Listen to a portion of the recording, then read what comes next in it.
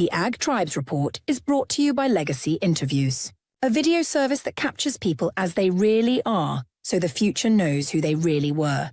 Here's Legacy Interviews guest Patricia Showalter on the fun she had sharing stories for her grandchildren. I really didn't know what to expect. Were you nervous about it before, or how did you feel about it before? No, I just wondered what the heck was going to happen. If somebody was on the fence, what would you tell them? Yeah, I'd tell somebody to do it. Just go and have fun. I've had fun. You're only here for a short time. My grandkids are going to say, "Oh, holy cow, can we believe this stuff?"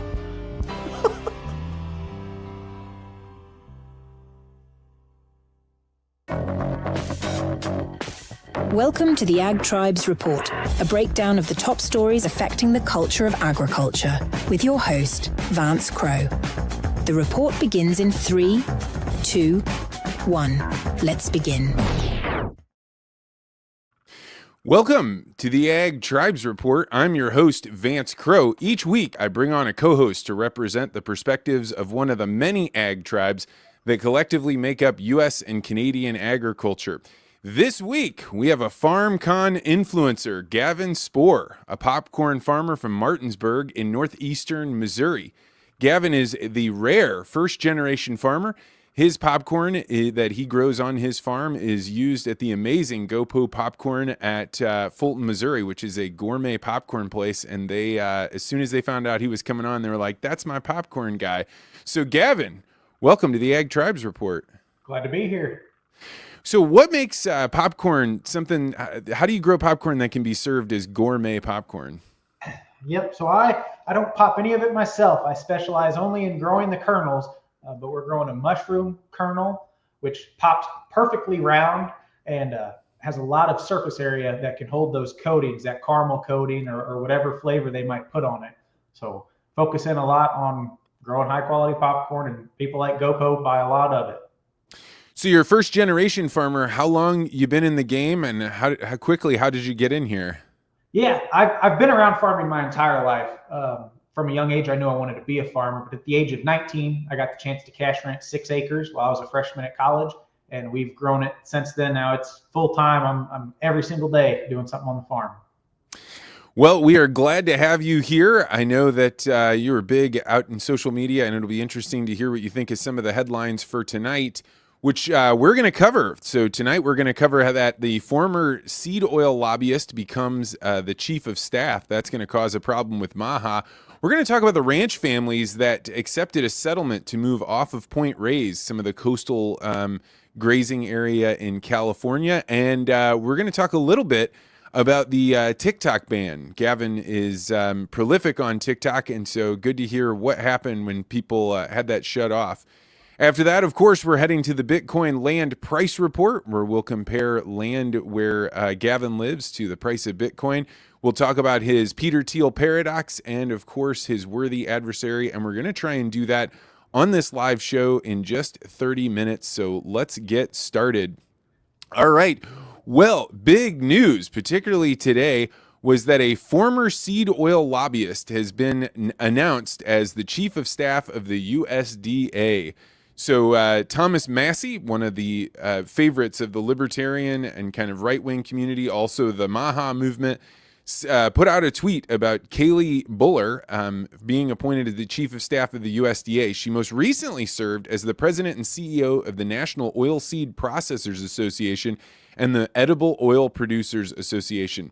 The chief of staff at the USDA, which is the position she was appointed to, works closely with the secretary to lead strategic initiatives, manage daily operations, coordinate policy, and act as a key advisor. So this is a very important person, and a core belief of the Maha movement, which is being led by Robert Kennedy Jr., believes that seed oils are bad and evil, and they are what is causing inflammation and allergies and all sorts of problems.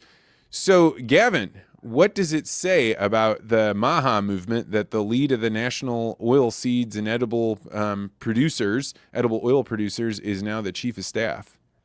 My best guess is there's going to be lots of arguments behind closed doors and maybe open doors with some infighting. Because if you're putting people in positions like that with their prior work experience, that is going directly against what they're trying to accomplish with that Make America Healthy Again movement. So it'll be interesting to see what comes of it. Yeah, it's a fascinating thing because the world of agriculture, I think, is only just now becoming like really aware just how big the anti-seed oil movement is. And I think anybody that was looking at her background would have known this is something that is going to pop up onto a bunch of people's radars. Seed oils, which are the core staples. It's not only is it soybeans, but it's canola oil, all the pulses, or a bunch of the pulses that are up north. So I think that ag maybe doesn't realize how big of a part of Maha this is going to be, and that it's going to cause a bunch of problems.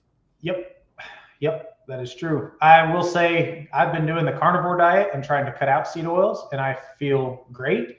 But at the same time, a lot of my income every year comes from selling soybeans. So it's one of those weird things where I don't really know how I feel about it even, and I'm a farmer that's growing them. So how long have you been on the carnivore diet? Off and on here a couple months. Harvest and then Christmas really screwed it up because, man, there's a lot of good food that's not meat that you eat around Christmas time. But quite a while off and on, and lost about 15 pounds on it, and it felt really good.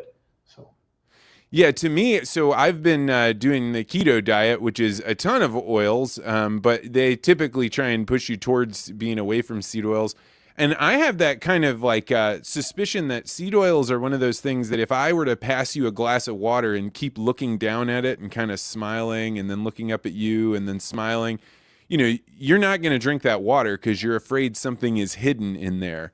And sometimes I wonder if seed oils are a little like that. Like when you start watching seed oils, it means that you're watching a whole bunch of your calorie intake.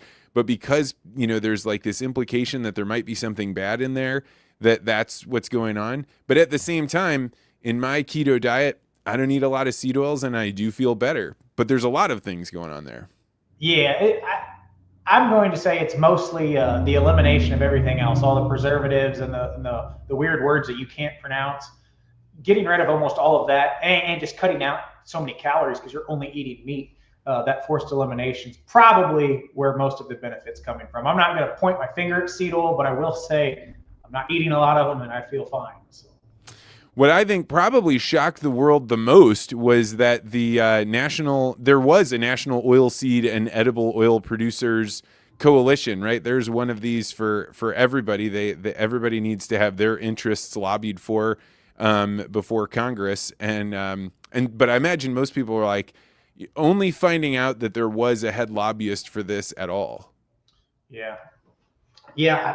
Personally, I didn't know that she held that position. It's something I never heard of, and I farm. So, yeah, so it'll be interesting to see how that plays out. I think that this is not the end of that. To see Thomas Massey out there tweeting about it's going to bring a lot of attention to it.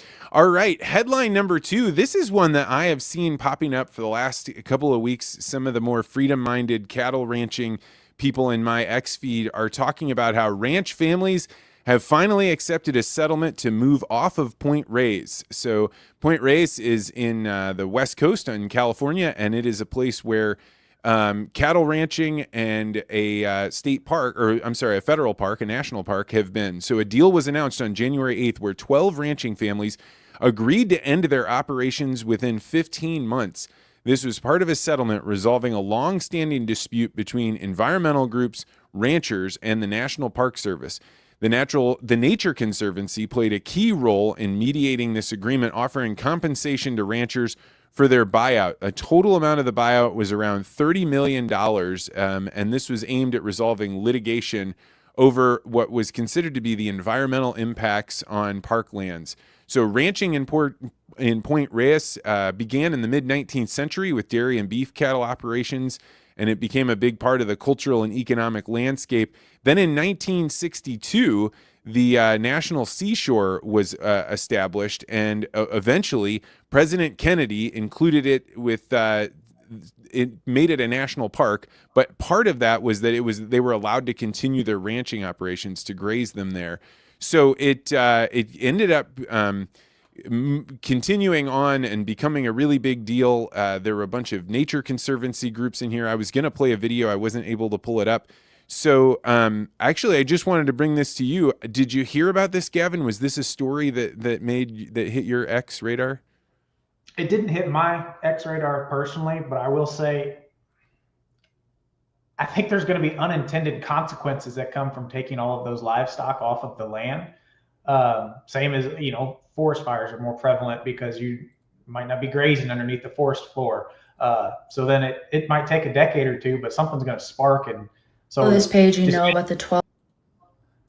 Sorry, that was the video I was going Hey, let's play it. Why don't we play it? It'll be worth it. Who are leaving Point Reyes, California. The party line has been that this is a voluntary agreement between the ranching families and the environmental groups that sued them, and the National Park Service has absolutely nothing to do with it. I've been skeptical of that, and I think I have proof. 20 years ago, a guy named Tim Setnica was the superintendent for Channel Islands National Park, also in California. He watched the National Park Service persecute ranching families on the islands when they decided they wanted the land. And while he was complicit at the time, it seems he went through a big change of heart, eventually turned whistleblower, going rogue, telling anyone who would listen, quote, "The Park Service has no soul." Essentially said that the Park Service has a playbook where they work secretly with environmental groups to get American citizens, including ranchers, off of land wanted by the government. The environmental groups would sue the ranchers until they couldn't fight anymore, and then the Park Service would swoop in. Back in 2014, Tim Setnica held a meeting in Marin County where he warned the ranchers on Point Reyes Seashore, "The government is coming for you." A reporter for the Point Reyes Light there at the time wrote, "Mr. Setnica framed the Park Service as a clandestine government agency that ignores data and is hostile to ranching. Much of the interagency work was more or less orchestrated to help bring about the end of ranching." Remember, these ranchers all have a gag order. So to reiterate, 13 years before these ranchers voluntarily left Point Reyes in a totally autonomous decision with these environmental groups, a former Parks employee warned them that the government was coming after them and that the outcome would look a whole lot like what happened last week. So that was a documentary filmmaker named Keely Brazil Covello, and she has the X handle America Unwon. How did that video strike you, Gavin? Sounds like maybe they didn't want to move off, but they were paid handsomely to do so. Yeah, I think that there's a new style going on. It became particularly popular on TikTok and X with somebody like Keely here. There's also that Ian Carroll where they're talking about a story. They make it really engaging. And the end of the story is always ... Yes. Yeah, there's that hook. Yeah, but there's like the weirdness that, like when you start thinking about Nature Conservancy, some of these other environmental groups being involved with the Park Service, how does that strike you? There's a lot of places that environmental groups would like to move grazing off of. We don't do a ton of that in Missouri, but it's still something that you got to watch out for. What do you think about the environmental groups being involved with agriculture? It's hard to fight against them when their pockets are that deep, especially individual farms or just farms in that little niche in that one area. You can't compete with that. They're just going to throw money at it till they get whatever problem solved they want solved, or whatever problem they think exists. I think it's dangerous, but I also don't really know how to fight against it. Yeah, I know that people like Cowman Joe, some of the other X people I know, particularly the ranchers, they really strongly dislike the environmental groups being involved with a lot of the checkoff groups. Citing that they have such big pockets and they're also just so well connected that they make things change when maybe the people in the checkoff group or the larger industry organization are open to that change when the ranchers aren't. So it's interesting. I think that was a big movement that was going on for quite a few years. We'll see if it continues. All right. The final headline I want to go through, this probably impacted farmers on a greater level than most people could have imagined, because a ton of ag is on TikTok that was shut down for a few hours this week before the Trump inauguration. This led many people who had strong audiences, it's the way they find out about their news in agriculture, getting completely shut off from it. Gavin, you went through the I don't know what you call this, the dark time. How did it go? How big of a deal was it? Well, I didn't have any terrible withdrawals, but they didn't give us much time to miss it. It was down probably 12 to 18 hours. So I don't know what they did while it was down, but they definitely messed with the algorithm. But yeah, there's people I'm only friends with through TikTok. I'm not friends with them on other platforms. So had the ban or whatever lasted longer, I would have noticed pretty quickly that a couple core people I talked to, guess I would have had to start calling them on the phone. Well, 12 hours is enough to start changing your habits. Did you start spending a little more time on X, or what did you find yourself doing?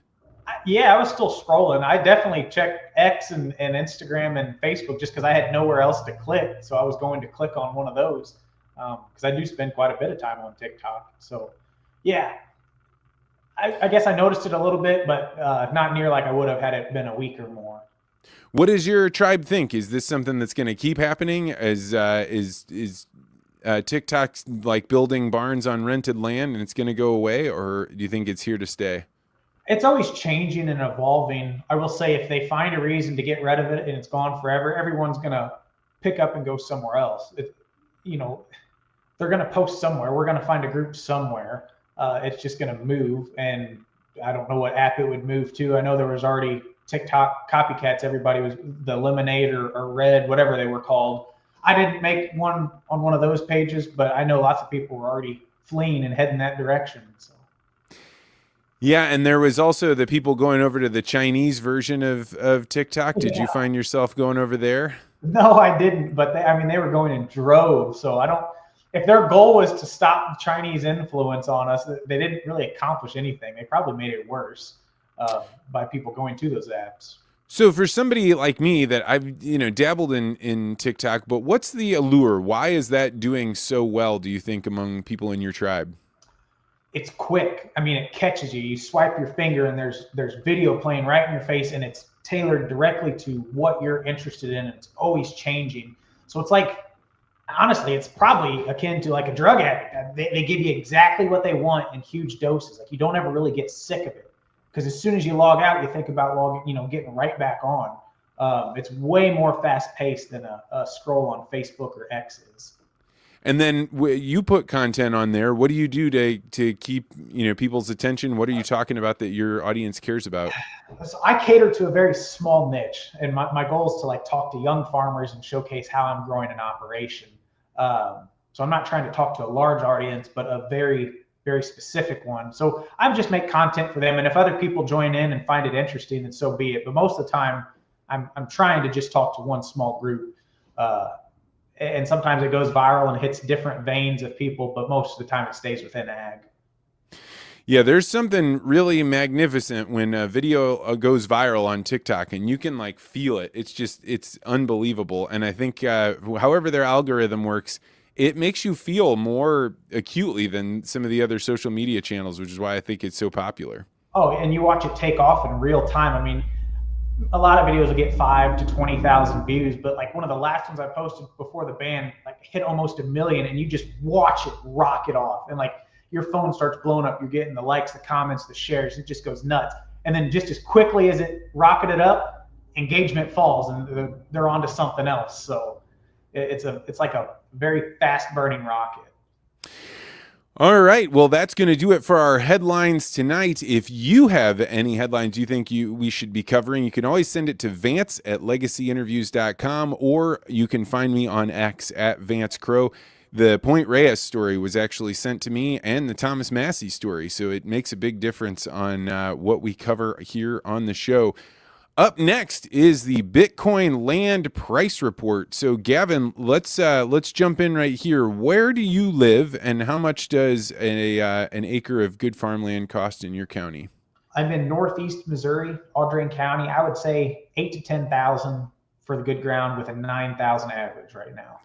All right, so we'll use 9,000. So last week, Bitcoin was right at $100,000 per coin. This week, we're sitting at 103,000. It's a 3% gain, but that could be lost in the blink of an eye. So it's right around the same price it was. And so if we were factoring $9,000 per acre, that means you could buy 1 acre where Gavin lives for 0.087 Bitcoin, or in other words, 1 Bitcoin would buy you almost 11.5 acres of farmland there. How does that sit with you, Gavin? Did you buy any land with Bitcoin? I've never bought land with Bitcoin. I wish I would have bought a lot more Bitcoin back in the day. That would make that land sound cheap. Is it something you've stayed with? Have you kept it in wallets or taken it off exchanges? I've got a little bit. I mostly dabbled in it back around COVID. I've pretty well got out of the crypto. It just goes up and down way too much for me. I would waste too much time watching it. I need to just buy it and hold it and forget I own it. I think so. I think one of the things I wanted to throw this up here because it's apropos right now, because with the talk about tariffs going on with Canada, and the premier of Alberta was one of those people that flew down and said, I'm going to meet with Trump. If there is no leader, I'm going to go ahead and take that front and center. So I've talked about this several times with regard to Bitcoin, is that there is all this oil wells that are either stranded, that they're just too far away from a pipeline, or they have a bunch of natural gas that they have to get off of them.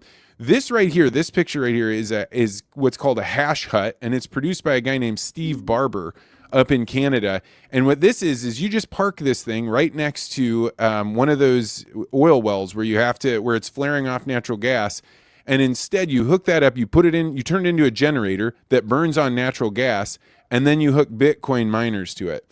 And I think this is going to grow. We're going to put data centers on there for AI. We're going to be doing more Bitcoin mining. And I think Western Canada is going to be able to pick up Bitcoin and use that as a way to export energy when they don't have pipelines. Have you heard this idea, Gavin? Is this something that you're aware of? I'm new to that idea specifically. I'm a little bit familiar with how they mine it. And the more that gets mined, the longer it takes to mine more. Isn't that correct? It takes longer to mine a Bitcoin now than it used to.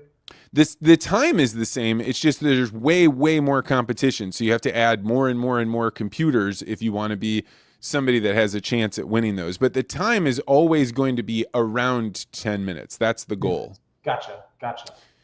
All right. Well, the Bitcoin land price report was brought to you today by River. This is the exchange that I use to buy Bitcoin, and I don't have a formal relationship with them. But if you use the link in the show notes, I will get a referral credit, and we will both earn Bitcoin based on you buying it. I use River because they don't have fees on reoccurring buys, and it actually is a really easy user interface. So if you want to support the podcast and get Bitcoin, figure out what's going on here, use the link to river.com. Moving on. Now we have the Peter Thiel paradox. This is where I ask Gavin, what is one thing that you believe that almost no one in your tribe agrees with you on? Okay, so this is coming from like a first-gen farmer's perspective, but I think the death of family farms is splitting that farm up equally amongst siblings. Just to be fair to all the siblings, everyone gets an equal cut. I think that is the death of the family farm. And if they would choose one or two children that want to continue the farm, smaller farms would have a much better chance of surviving if that farm doesn't have to get rebought every generation. And when you think about that, what do you think the other kids that didn't stay on the farm, what should they get for their inheritance? I think that's up to the parents to make smart investments if they can, and maybe leave them a life insurance policy or whatever stocks they may have. But splitting that farm up to call it equal at the end of someone's life, just that farm ends up going to the auction block. Do you think a lot of people disagree with you on this idea? It depends. Probably the people that disagree are the off-farm siblings. I think anyone that has had to buy out the family farm probably agrees with it, but there's lots of people that don't. The fair is equal, and equal is not always fair. That saying, however that goes, I think rings true here. So. Yeah, I think that there are quite a few people that agree with you on this idea, but I think that you're right. The ones that don't believe it, or the ones that are sitting in the middle of it, they might disagree with you. So I'm going to give you a 3-1 on this one. Okay. But I think it's interesting to think about inheritance and what's going on there. Actually, as a relation to Bitcoin, I think if a parent was also stacking Bitcoin at the same time as they're stacking land, that would be another way to hold property. But man, if you tell that to people in agriculture, they flip their stack. Yeah. All right. So now on to the final section. This is the worthy adversary. Gavin, who is one person that you respect, but you strongly disagree with? On X, that Mizzou guy, the Mizzou Tiger, I love his agronomic practices. I think he is a great farmer, but we just have totally different worldviews when it comes to the influencer side of things and just, lots of life in general. But I do respect him as a farmer. I think he's a good farmer, but that's about where it ends. Well, Mizzou Tiger, I think, might be the only person that's been listed twice on this list. So that is that's saying something, and I think that's very interesting. And when you think about the agronomic practices, which are ones that you find interesting about his perspectives? Just the way he farms in Northeast Missouri, he doesn't overdo it. There's not lots of extra passes. He's very economical about the way he goes after it, because Missouri is not always guaranteed a crop. Really, rain in August makes the difference. Just the way he farms, his mentality behind equipment. I do think he's a good farmer, but everything else kind of detracts a little from there. So. All right. Well, for a full list of people cited on the worthy adversaries, check out the list on my X, and it's kind of a pretty great collection of interesting characters, and you never know who from that list you end up hearing something you needed to hear. So, Gavin, as we wrap up, talk a little bit about your outreach to farmers who should follow you, who'd be interested in your stuff, and where can they find you? Sure. Yeah. So I'm on all the platforms.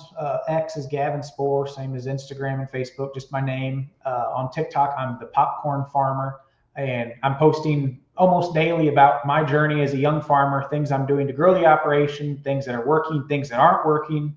And today just did some outreach with the local FFA chapter, went to a career fair, told them about farming and agriculture and entrepreneurship and being an influencer, whether that's a good word or a bad word. So I try to do lots of that, but yeah, come tag along. And I ask lots of questions on X. I mainly go there for others' point of view, but then the other platforms, I'm kind of showing more of what I do on my own farm. Yeah, man, that term influencer blew up with that FarmCon influencer list. Did any of the blowback hit you, or people taking shots at whether or not you should have been on that list? I mean, I think I qualified to be on the list, whether people liked the list or not. But as a whole, that was such a smart move for them to do that, because it got so much reach. But at that whole conference, Vance, that probably was less than 10 minutes of the whole show. I mean, if you took a long bathroom break, you did not even know it happened, and wouldn't have known it happened. And that was all that got talked about, was during that little 10-minute piece. But that's what got talked about the most in the whole conference, was that little segment. Yeah, I as soon as I saw the invitation, I was like, these guys are very clever. And I don't know if you've been in the ag social media world long enough to know that this is at least the third time that I've seen a list get published and all kinds of people fly out of nowhere and get really upset about it and, make fun of other people. But what's really funny to me is that all of social media is an attempt to influence other people with your thoughts. If you're posting there. And so all that hate that got thrown on influencers for being on that list, I don't know. It was a lot like, well, if you were better at it, maybe you would have been on the list. So they're just not that good at influencing. All right. Well, that's going to do it for the Ag Tribes Report. Don't forget, if you have been thinking about doing a legacy interview for your loved ones, where we sit down and I personally record a conversation with them describing their life, their childhood, where your ancestors came from, the wisdom that they've learned along the way, go to legacyinterviews.com to find out more. And if you've been thinking about Bitcoin, I always tell people that the only way that you're going to learn how it works is to buy just a little bit of it, get yourself a wallet, and move the money from the exchange to a wallet. And when you get done with that, you're going to be like, oh, there's a lot more here that I didn't know that I could know about, and it's a lot more interesting. So if you're interested in buying Bitcoin, the exchange that I recommend is river.com, and if you use the affiliate, it will help both the show out and you out. All right, that's going to do it for this show. Thanks. Let's see you next week, and feel free to disagree.